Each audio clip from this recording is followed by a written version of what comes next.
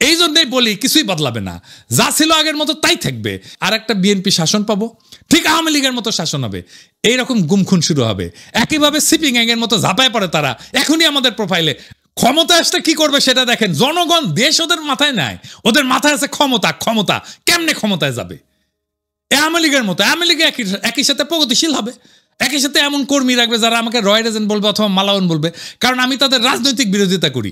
আমি কয়ে দিলাম বিএনপি ক্ষমতা আসলে না, তারা আওয়ামী লীগের চাইতে ডাবল দুঃশাসন দেবে, লিখে রাখেন, মিলাই নিয়েন। যখনই আমি কই বিএনপি ইন্ডিয়ার কোলে গিয়ে উঠছে, তখন বিএনপি ওয়ালারা এসে কয় জিন্দেগি বিএনপি ইন্ডিয়ার কোলে উঠতেই পারে না। ইন্ডিয়া কারে কয়? আমরা তো চিনি না। এইসব অপপ্রচার করিস তুই শালার রয়ের এজেন্ট। তারপরে বিএনপির লোকটা মূর্খ হইলে কবে মালওয়ানের বাচ্চা, আর ডাবল ড্রপ আউট কচু খেতে হইলে কবে কাফের। কিন্তু আজকে এমন কিছু প্রমাণ দিব একেবারে চালচালাইয়া বুঝে যাবেন বিএনপি কার কোলে উঠিছে।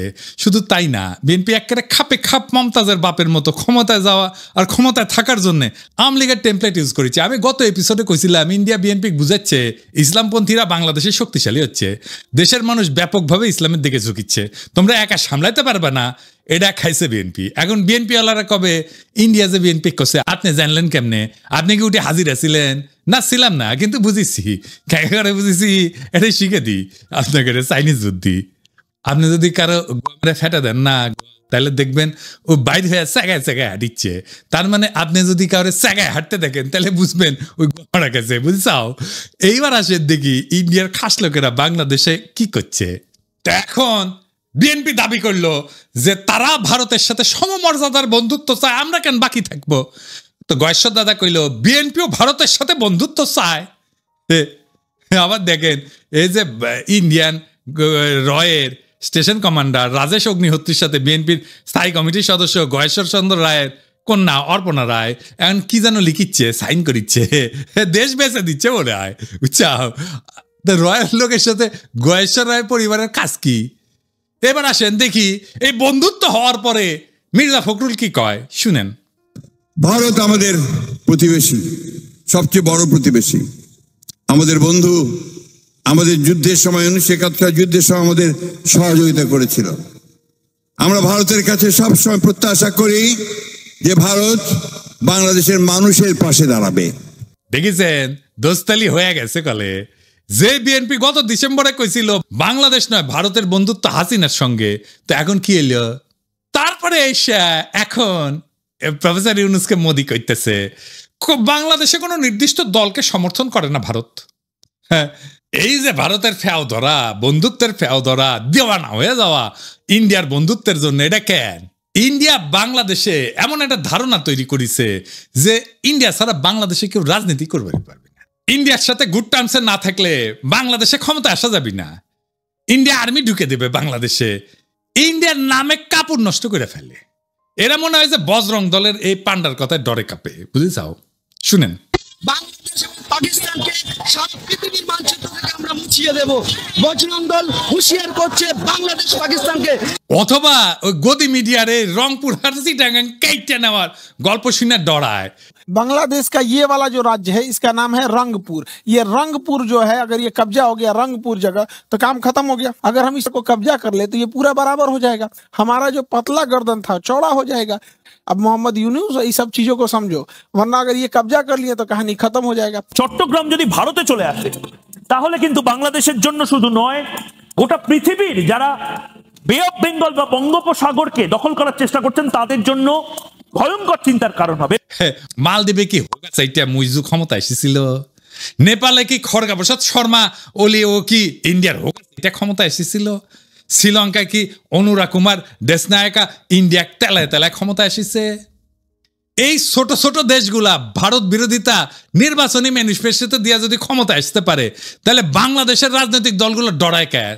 প্রত্যেকটা রাজনৈতিক দল ইন্ডিয়া হোগাচাটার জন্য উন্মুখ হয়ে থাকে কেন? তাইলে যারা মনে করে ইন্ডিয়ার থাকলে বাংলাদেশের রাষ্ট্র ক্ষমতা আসা যাবে না, রাজনীতি করেন না, বাংলাদেশে ভোটে দাঁড়ায়েন না।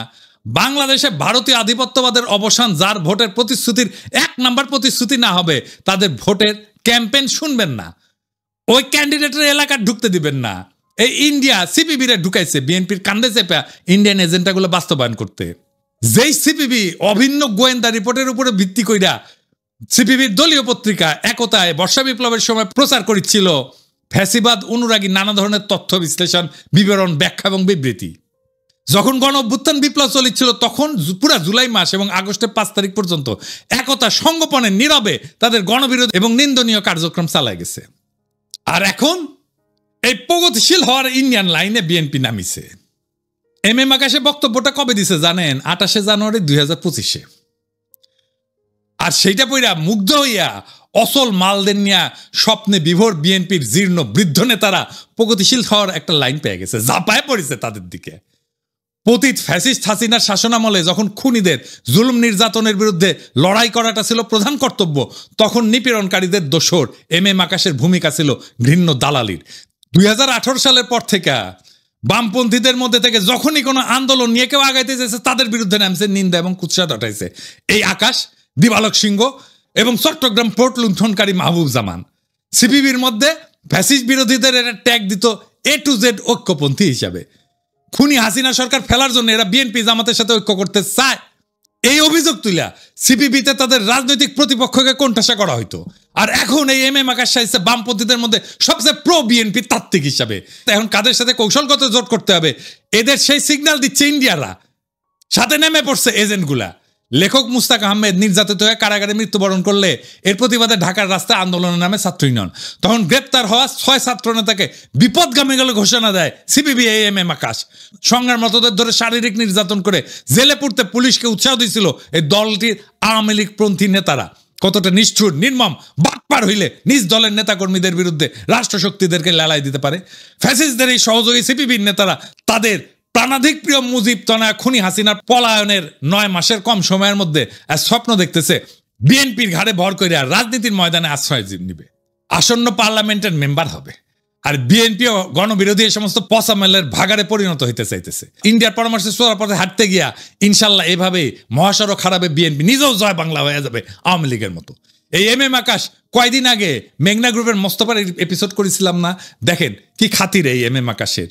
তাইর ভাইয়ের সাথেও বসিছে একই টেবিলে, তুই নাকি কমিউনিস্ট, তো দুর্বৃত্ত আওয়ামী অলিগার্কের সাথে তোর কি সম্পর্ক রে আকাশের বাচ্চা? উই তো তোর শ্রেণী শত্রু। দেখেছেন সব ইন্ডিয়ান রসুনের প্রগতিশীল টুপকি একই সাথে। সিপিবি অফিস কেন আমি দখল করে নেওয়ার কথা বলি দেখেছেন, বুঝেছাও? এই জন্যে। এইবার আসেন সন্তোষ শর্মার প্রসঙ্গ। সন্তোষ শর্মা পার রয়ের এজেন্ট, এর প্রথম মিটিং এ আনছে বিএনপি। দেখেন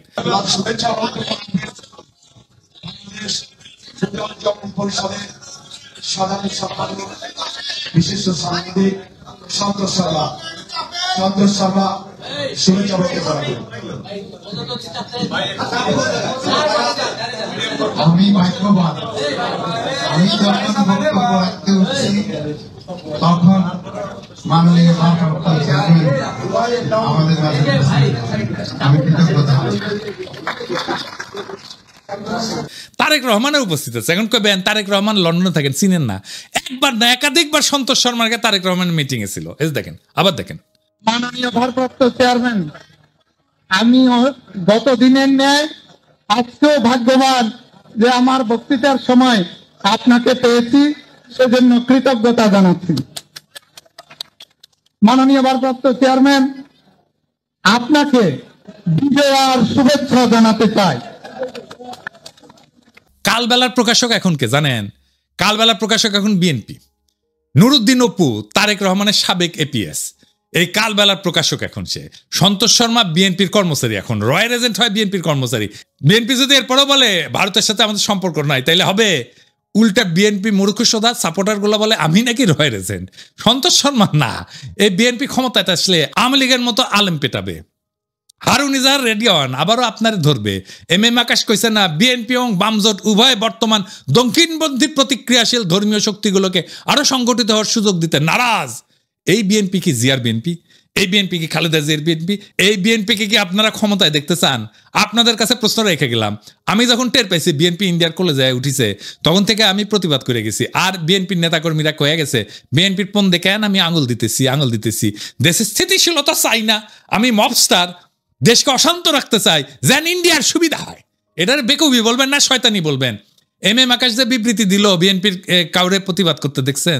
দেখেন নাই। মানে এটা বিএনপিরও কথা, আকাশ মিছা কথা বলে নাই। এরপরে সন্তোষ শর্মাকে স্টেজে আনলোকে জামাত। দেখেন জামাত হিন্দুদের নিয়ে প্রোগ্রাম করবে, এটা জিজ্ঞেস করে নিবে না কয়েকজনকে যে কারে কারে ডাকা যায়? এইসব কথা যখন আমি বলি, বিএনপি জামাতের উভয় দলের কিছু কর্মী আছে বলে বিএনপির কি বুদ্ধি কম পড়িছে যে তোর কাছে বুদ্ধি নিবে? জামাত কয় তুই কি মজলিসে শুরার সদস্য যে তোর কাছে বুদ্ধি নিবে? তার মানে এরা আমজনতার কথা শুনবে না, আপনার আমার কথা শুনবে না।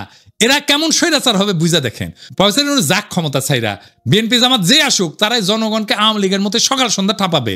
মাথায় রেখেন, তাহলে হাসিনা কি খারাপ ছিল? হাসিনা যা ভালো মনে করতো তাই করতো, আর বলতো আমার অপরাধটা কি? দেশবাসীর কাছে আমি বিচার চাই, কি অপরাধটা কি করেছি। এই জন্যই বলি কিছুই বদলাবে না, যা ছিল আগের মতো তাই থাকবে। আর একটা বিএনপি শাসন পাবো, ঠিক আওয়ামী লীগের মতো শাসন হবে। এইরকম গুমখুন শুরু হবে, একইভাবে সিপিং গ্যাংয়ের মতো ঝাঁপায় পড়ে তারা। এখনই আমাদের প্রোফাইলে ক্ষমতা আসলে কি করবে সেটা দেখেন। জনগণ দেশ ওদের মাথায় নাই, ওদের মাথায় আছে ক্ষমতা। ক্ষমতা কেমনে ক্ষমতায় যাবে? আওয়ামী লীগের মতো। আওয়ামী লীগ একই সাথে প্রগতিশীল হবে, একই সাথে এমন কর্মী রাখবে যারা আমাকে রয় রেজেন্ট বলবে অথবা মালাউন বলবে, কারণ আমি তাদের রাজনৈতিক বিরোধিতা করি। আমি কয়ে দিলাম বিএনপি ক্ষমতা আসলে না, তারা আওয়ামী লীগের সাথে ডাবল দুঃশাসন দেবে। লিখে রাখেন, মিলাই নেন। আজ এইভাবে বাংলাদেশের আকাশে জমিছে বিশ্বাসঘাতকতার ঘন মেঘ। এক সময় যে রাজনীতিবিদরা মুক্তির গান গাইছিল, আজ তারাই ভারতের দাসত্বের ঘুঁটি হইয়া নোংরা ষড়যন্ত্রের খেলা খেলিচ্ছে। বিএনপি, জামাত আর সিপিবি একে একে সবাই বর্ষা বিপ্লবের চেতনাকে পায়ে দলিত কইরা দিল্লির দরবারে মাথা নত করিছে। ক্ষমতার লোভ আর বিদেশি প্রভুদের সন্তুষ্ট করার লজ্জাজনক প্রতিযোগিতায় তারা হারাইছে নিজেদের আত্মা, বিকায় দিছে দেশের স্বপ্ন। কিন্তু বাংলাদেশ মাথা নত করার জন্য জন্মায়নি। এই মাটি, এই মানুষ বর্ষার বর্জ্য বিদ্যুতের মতো জায়গায় উঠবে সমস্ত দাসত্বের শৃঙ্খল ছিন্ন কইরা। বর্ষা বিপ্লবের চেতনায় দীপ্ত নতুন প্রজন্ম শপথ নিছে, কোন ভারতের পদলেহনকারী এদেশের শাসন করবে না। কোন ভণ্ড সোগান আর মেকি প্রগতিশীলতা আমাদের রুখতে পারবে না। আমরা ঘুমন্ত না, আমরা কেবল ঝড়ের অপেক্ষায়। আমরা বিজয়ের জন্য আগায় চলছি, বজ্রকণ্ঠে ঘোষণা দিতে বর্ষা বিপ্লবের চেতনা অমর হোক, ভারতীয় আধিপত্যবাদের অবসান ঘটুক, ইনকিলাব জিন্দাবাদ।